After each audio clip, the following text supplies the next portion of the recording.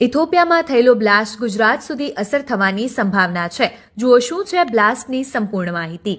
ઇથોપિયામાં 12,000 વર્ષ પછી જ્વાળામુખી ફાટ્યો. 15 કિલોમીટર ઊંચા ઉઠેલા રાખના વાદળ દિલ્હી સુધી પહોંચ્યા.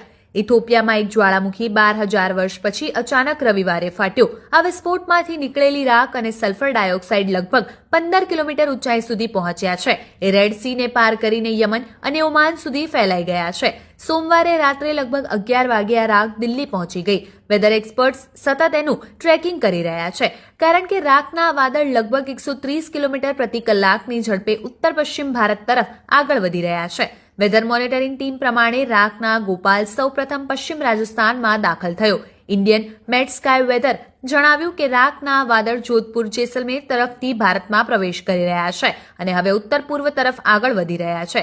રાખના વાદળ રાજસ્થાન, હરિયાણા અને દિલ્હી સુધી ફેલાઈ ગયા છે અને તેનો એક ભાગ ગુજરાતને પણ સ્પર્શી શકે છે.